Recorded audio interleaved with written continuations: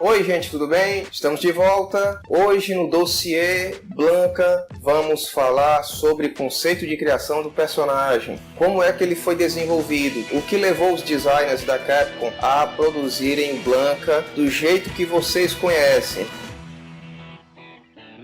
A gente já vai tirando várias dúvidas, já vai desmistificando certas coisas. Bem, vocês devem conhecer o Blanka como o mutante brasileiro, pele verde. Hoje vamos comentar exatamente isso. Vamos falar por que ele é verde, por que ele é monstruoso, por que ele é brasileiro, o que levou, né, as fontes de inspiração, né, as fontes nas quais os designers utilizaram para chegar naquele formato que vocês bem conhecem do Blanka. Bem, para começo de conversa, o Blanka, ele teve a sua origem no que é chamado de o projeto Big Din Caves, né? O grande Din das cavernas, que já é um trocadilho, acho que acredito, com o Jungle Din, né? O Din das selvas, que era outro personagem tarzanesco, já bem antigo, bem clássico também. O projeto Big Din Caves, em algum momento, ele evoluiu já, quando estava em desenvolvimento o Street Fighter 2, a revista EGM até já liberou essas imagens, né? Depois de conversar com a equipe da Capcom da época, dá para notar que existe um esboço, né, do que seria a tela de seleção de personagens, e as lutas ocorreriam em uma ilha, né, a ilha mesmo da Shadaloo, e dentre esses personagens dá para notar que tem, no cantinho assim da tela, tem um personagem provavelmente negro, forte, e com que parece ser uma coleira no pescoço. E o personagem, ele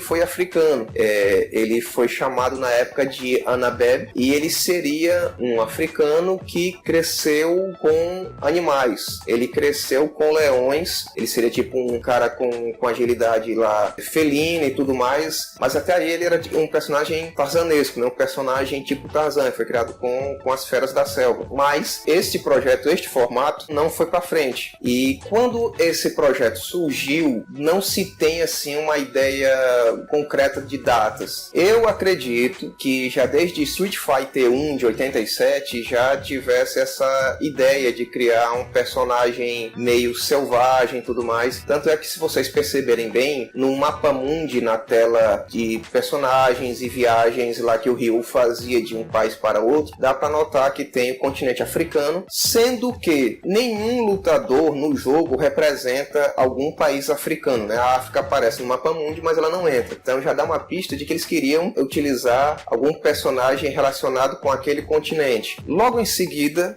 os designers criaram um novo formato. Isso que eu estou falando para vocês é porque, para vocês notarem como foi a evolução do personagem Blanka, que passaram por muitos modelos. Logo depois do Anabeb, né, o guerreiro africano criado por leões, eles partiram para a ideia de fazer um lutador de luta livre, né, um luteador, e não tinha um nome, pelo menos não foi revelado se essa parte do projeto ele chegou a ter um nome, mas provavelmente ele se chamava Hammer Blanka, né, ou que seria tipo o martelo branco ou a marreta branca. Ele seria um lutador que usaria uma máscara de felino, ou leão, ou tigre, ou jaguar, dependendo de qual fosse a nacionalidade que iam dar a ele, né? Provavelmente ele ia ser latino-americano e tudo. O motivo de estar utilizando essa máscara era principalmente baseado no herói clássico, personagem clássico da luta livre japonesa, que é o Tiger Mask, que já teve animação e tudo mais. Tiger Mask é altamente conhecido no Japão, no Oriente de uma forma geral. E o fato de estarem adicionando essas ideias de que ele fosse um lutador de luta livre tem uma força muito grande na América Latina. Para gerações mais novas, não saiba, até no Brasil, a luta livre ela foi muito famosa. Tinha um programa de televisão baseado nessa ideia, que é a mesma ideia do WWE, que era o Telecat. Fazia um tremendo sucesso também na TV, né, com lutadores mascarados ou não. Enfim, como vocês podem notar, o Hammer Blanka, ele também foi um outro modelo do Blanka que não foi para frente. Em seguida, pasmem, eles quiseram fazer com que o Blanka fosse um ninja brasileiro. As primeiras imagens que tem dessa versão,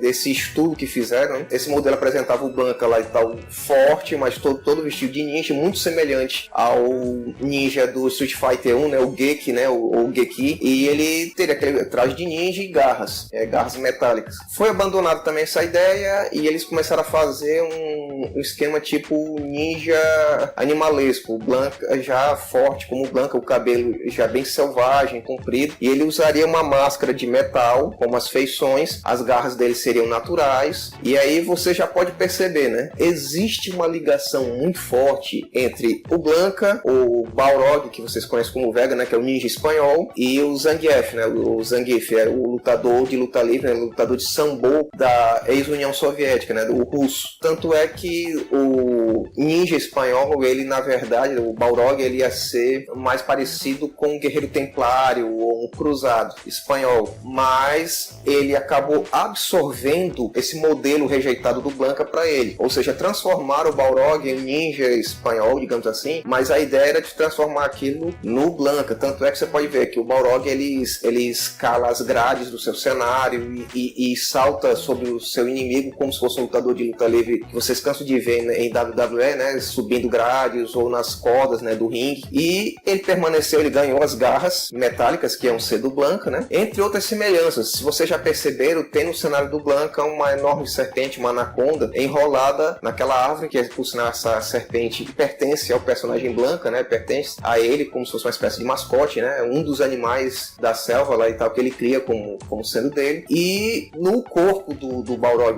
no ninja espanhol, você pode notar que tem uma tatuagem de serpente ao redor do corpo dele. Aquilo ali tem uma ligação simbólica, essa tatuagem de serpente com a serpente no cenário do Blanca. Vocês são pistas lá e tal, né? Você vê que existem coisas ligando umas às outras, né? O Zangief, por exemplo, ele se tornou o lutador de luta livre do Street Fighter, né? O lutador de sambo. E você vê que ele também tem um jeitão meio selvagem, ele tem uns pelos pelo corpo lá e tal, muito parecidos com o do Blanca, ele é bem forte. E principalmente o Zangief, ele também, quando criança, adolescente, ele treinava com ursos selvagens lá na Sibéria, da mesma forma que o Blanca e aquele modelo rejeitado que eu já comentei do Anabeb, né, que na verdade treinava com leões, né? Ou seja, eles não perderam essas duas ideias, a do Blanca ninja e do Blanca lutador de luta livre, foi absorvido por dois personagens diferentes de Street Fighter, né? Eles têm essa ligação, esses três personagens em conjunto. Depois do Blanca ninja também ter sido rejeitado, o designer principal, o Akira Yasuda, né, o Bachmann Yasuda, designer da Capcom, ele voltou a ideia do Big Jim Caves, né, de um personagem selvagem, meio parecido com o Homem das Cavernas. Ele disse, não, cara, vamos voltar para a ideia base, vamos fazer um personagem selvagem e vamos tornar ele mais assim, mais destacado. Ele não vai ser um personagem como os outros membros de Street Fighter, os outros personagens, onde os personagens são humanos, até, entre aspas, o termo que ele utilizou na época, bonitinhos, né, comuns. Vamos dar um destaque maior a ele. Então o que acontece? Ele deixa de ser apenas um cara selvagem, fortão, cabeludo, de calça rasgada, de bermuda rasgada, e o pessoal decide que vai transformar ele num herói monstro, um herói monstruoso, um herói mutante. E aí é que começa essa saga do Blanca como a gente conhece. Primeiro, o personagem Blanca às vezes é muito criticado e as pessoas não sabem de onde vem essa referência. Por que ele é brasileiro? Bem, no começo de conversa, quando eles decidiram sair dessa ideia de tornar um personagem africano, eles quiseram partir para um outro lado, mas que também tivesse essa mística de aventuras em selva e tudo mais. O Brasil, a não ser pelos próprios brasileiros, o Brasil dentro da cultura pop, ele sempre foi visto, principalmente por conta da Amazônia, ele foi visto como um local assim, mitológico, um local tinha uma mística muito envolvida, um negócio exótico, né? Principalmente o que afetou muito as pessoas de uma forma em geral fora do Brasil terem essa ideia de que o Brasil é um país envolvido com aventuras, com segredos místicos escondidos pela selva, está muito relacionado a um livro chamado Lost World, de Arthur Conan Doyle, onde parte da aventura ocorre no Brasil, né?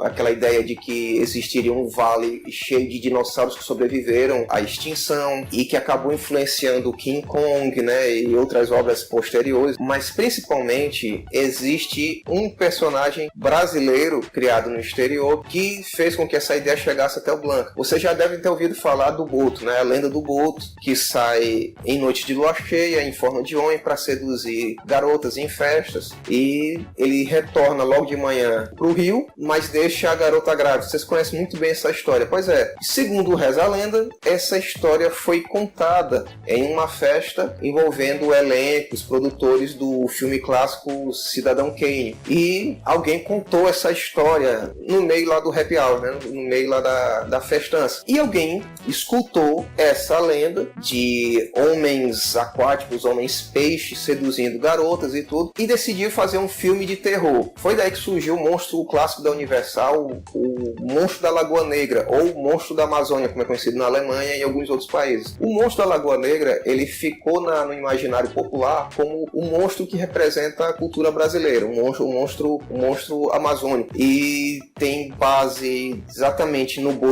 na lenda do Boto, como também na lenda do Caboclo d'Água, né? Aquela criatura meio homem, meio peixe lá e tal, que vira as embarcações no Rio Amazonas e no Rio São Francisco e tudo mais. Essa ideia de que o monstro da Lagoa Negra representava o Brasil, ela chegou, evidentemente, como em todos os cantos do mundo, chegou no Japão, e era uma das poucas ideias que tinha dentro da cultura pop a respeito do Brasil. Este monstro da Lagoa Negra acabou servindo de base para um dos Kamen Riders lá da franquia, que é o único Kamen Rider brasileiro, que é o Kamen Rider Amazon. Ele também tem esse aspecto assim monstruoso, ele foi o primeiro Kamen Rider mutante da franquia, e também era do mesmo jeito que um personagem tazanesco, pra você ver como serviu de base pro Blanca, né? Era um rapaz também perdido na selva, um garoto perdido na selva, foi criado por indígenas e recebeu um grande poder de se transformar no Amazon, através de um bracelete místico. E quando a Capcom decidiu transformar o personagem em brasileiro, o primeiro herói,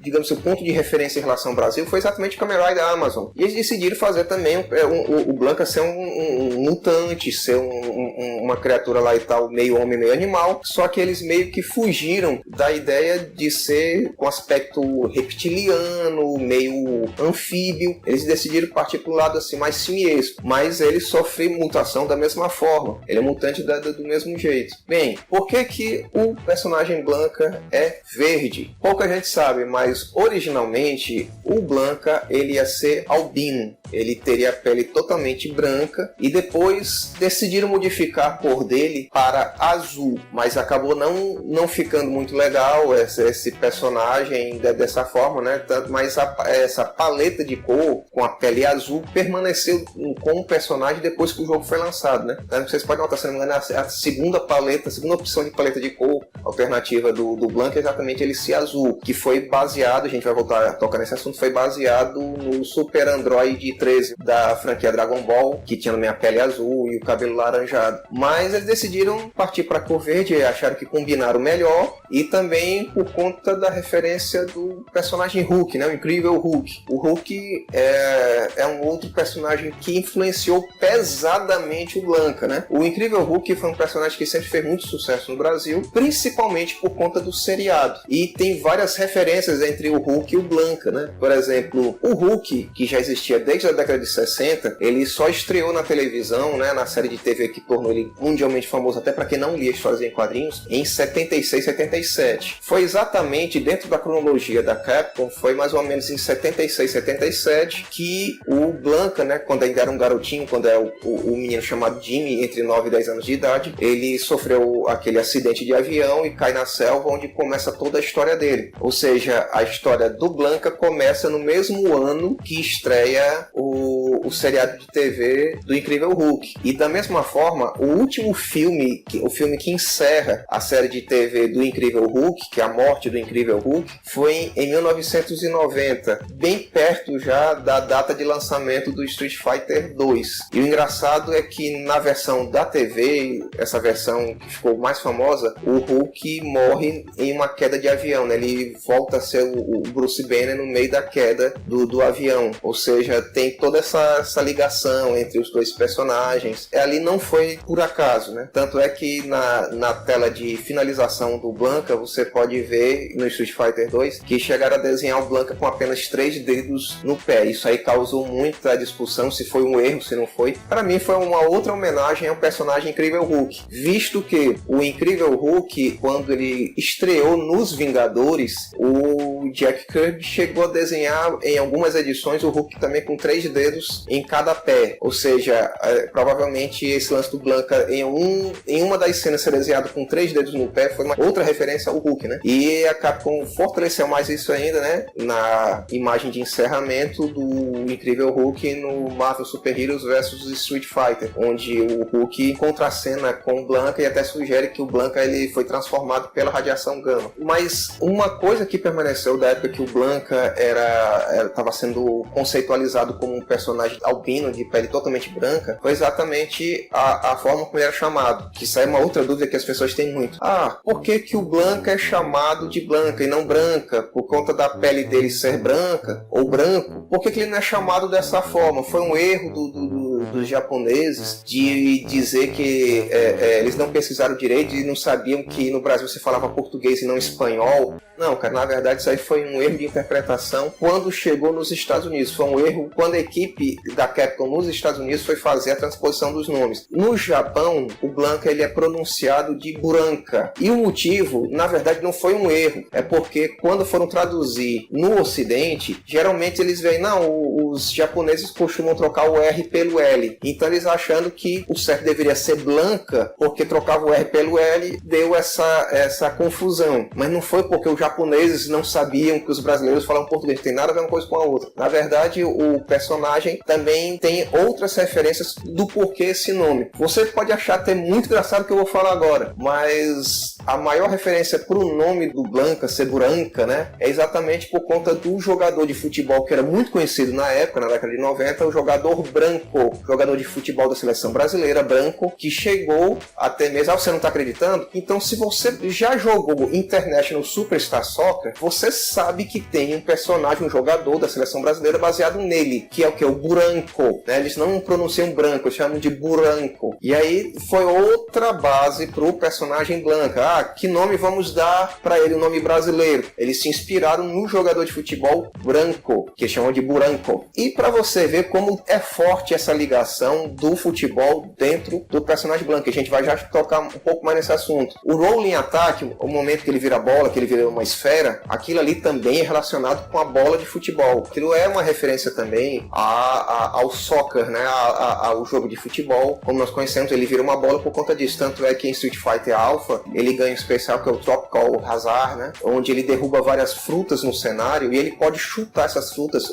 melancia, contra o adversário como se estivesse chutando bolas de futebol. Você acha que isso aí é ridículo? Não, cara. Isso aí, na verdade, é uma homenagem aos brasileiros. E o fato dele ser monstruoso, além do Kamen Rider Amazon, do Incrível Hulk, tem vários outros personagens que serviram de base. O personagem Wolverine, né, da Marvel, né, o Wolverine, o Logan, ele também serviu de base pro Blanca. O personagem Wendigo, da Marvel, também serviu de base. O personagem Fera, né, o Beast, dos X-Men também, companheiro do Wolverine, também serviu de base. Até um lance interessante a gente falar a respeito disso. O nome do Blanca, né, James, né, o Jaime. Aí, poucos anos depois, quando foram revelar a origem do Wolverine, eles batizaram, né, o nome original do Wolverine, que não seria Logan, na verdade seria James Howlett. E aí, novamente, né, o Logan, quando era criança, ele é chamado de Jimmy, ou seja, deram uma volta conceitual, né? O Wolverine ajudou a servir de referência ao Blanca, e anos depois o Blanca acabou servindo de referência ao Wolverine. Tanto é que o Wolverine tem alguns golpes cuja não a execução, né? Que ele não é um personagem de carga, mas o Wolverine dentro dos jogos, dos crossovers entre Marvel e Capcom, ele tem golpes de projétil, golpes de ataque semelhantes ao Blanca. Tanto é que no jogo, que até foi outra volta conceitual, o Blanca no jogo Street Fighter X Plus, né, aquela primeira tentativa 3D de fazer um jogo de Street Fighter, né, produzido pela Arica, eles deram um novo golpe especial Blanca, que era baseado no Berserker Ballad X do Wolverine no jogo X-Men Children of the Atom. Ou seja, ele acabou ganhando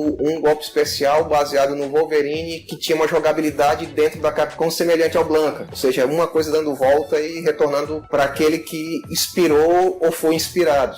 Sempre é interessante a gente ver essas curiosidades. Sobre o lance dele ter golpes elétricos, Por que é visto no Brasil que ele tem golpes elétricos? Tem gente que se dói por conta disso. Cara, é muito simples. Aquilo ali, primeiro, é uma homenagem ao nosso folclore, devido ao deus da mitologia tupi-guarani, né, o Tupã, que é o deus do raio e do trovão. Ao mesmo tempo, tem uma ligação com até mesmo o Raiju, que é um animal uma criatura mitológica do folclore japonês, né, que também é uma criatura ligada aos raios, né. Cai um raio e se você correr até lá, você pode acabar encontrando um Raiju, que serviu de base também conceitual para o Blanka nesse sentido. Agora, um outro motivo desse personagem ser brasileiro e ter golpes elétricos está relacionado também com as nossas hidrelétricas, né? Vocês talvez não saibam disso, mas muitos países considerados desenvolvidos, eles utilizam da energia nuclear para o abastecimento das suas cidades. Aqui no Brasil a gente utiliza um sistema de produção de energia muito mais ecológico, muito mais limpo, que é da energia elétrica produzida em usinas hidrelétricas, ou seja, utilizando através da força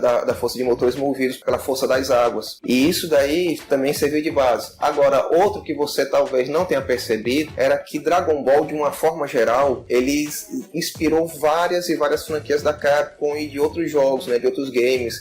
Pra falar a verdade, Dragon Ball influenciou tudo, de 86, 87 pra cá, né? E aqueles cabelos alaranjados do Blanka e esse ato de fazer uma aura de eletricidade ao redor dele, aquilo ali tem a ver com a transformação dos personagens Goku, Vegeta, Gohan em Super Saiyajin, né? Aqueles cabelos laranjados pra cima, aquela aura disparando eletricidade amarelada. Aquilo ali também serviu de base para os poderes do Blanka. O Blanka é o personagem mais Dragon Ball, juntamente com o Ryu e o Ken, que tem dentro do jogo. E uma influência completamente obscura pra gente do porquê que ele tem esses poderes elétricos está relacionado ao personagem King Kong. Para quem não sabe, o King Kong, ele chegou a ser, digamos assim, alugado para a Toho, para a empresa que produz o Godzilla, e teve um confronto entre King Kong e Godzilla há muitas décadas atrás. E para dar mais poder ao King Kong, né, que na verdade essa versão é conhecida como Kaiju Kong hoje em dia, eles aumentaram o tamanho do King Kong e deram poderes elétricos a ele. Ele absorve energia de relâmpagos e de fios elétricos que estão lá próximos e vai enfrentar o Godzilla de igual para igual. Ou seja, o Blanka, quando dispara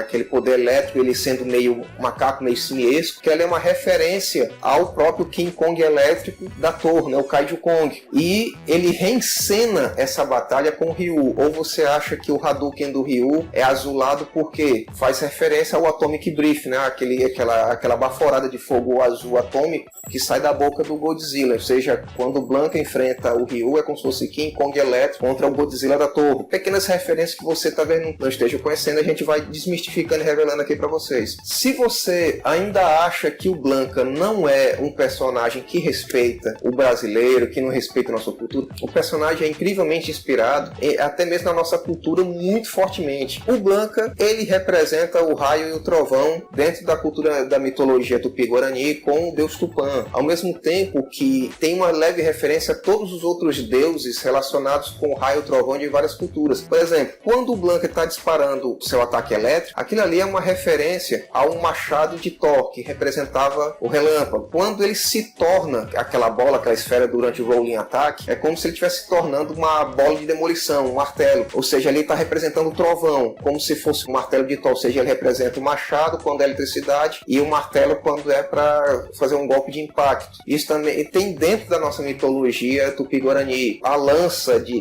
ou a flecha de Tupã representa o relâmpago, e também a borduna, né, a espada de madeira, representa o trovão, e ele se movimenta de um canto a outro do céu através de uma espécie de carruagem que causa aquele barulho. O ato dele se mover com aquela carruagem divina causa um barulho que é o trovão. Aquilo ali também está relacionado com o Blanka na hora que ele está indo de um canto a outro da tela na forma de esfera, né, no rolling attack. O fato do rosto dele ser monstruoso, aquilo ali também tem uma referência às nossas carrancas, né, que colocamos nos barcos, nas embarcações do Rio São Francisco, isso, que aquilo ali, para quem não conhece essa parte da nossa mitologia, da parte da nossa cultura, as carrancas na frente dos barcos, na proa dos barcos, aquilo ali é uma forma de espantar o mal, é como se fosse uma espécie de amuleto. Então o Blanca, ele espanta o mal ao seu redor, com seus rugidos, com a sua atitude ali animalesca, né? Isso sem falar de Curupira, Caipora, o nosso Capelogo, o Mapinguari, entre outras criaturas folclóricas, né? Até mesmo o nosso lobisomem brasileiro, né? Que é o lobisomem latino-americano, ele é bem diferente do lobisomem nórdico que a gente conhece, né? Que ele não é apenas um cara que se transforma em lobo, na verdade o lobisomem, ele da nossa cultura, é um homem que se transforma em vários tipos de animais. O termo lobisomem é até muito limitado, eu digo até errado de ser utilizado, porque ele na verdade é tipo uma espécie de quimera. E o Blanca é exatamente isso. O Blanca representa a nossa fauna brasileira, né? Então essa multidiversidade, né? Essa diversidade biológica que tem, principalmente na floresta amazônica, isso também é representado pelo Blanca. Então o Blanca, ele é meio simesco, né? Ou seja, ele tem um pouco de macaco, né? Tipo macaco prego. Essa juba dele lembra muito mico-leão dourado. Ele também tem algumas habilidades de onça, né? O jaguar tem do tatu-bola, o nosso conhecidíssimo tatu-bola. A força da serpente anaconda, essa flexibilidade que ele tem, essa ultra flexibilidade das juntas, esse lado atlético dele. Ele também representa a nossa capoeira, que as pessoas acham que não, mas eu já toquei nesse assunto. Ele lembra muito o estilo da capoeira que era na época do Brasil Império, lance das cambalhotas sem muita ginga, utilizando armas brancas, que na verdade no caso deles são as garras que ele possui. Tem mesmo essa imagem, né, esse visual que o Blanca tem, de estar lutando sem camisa, com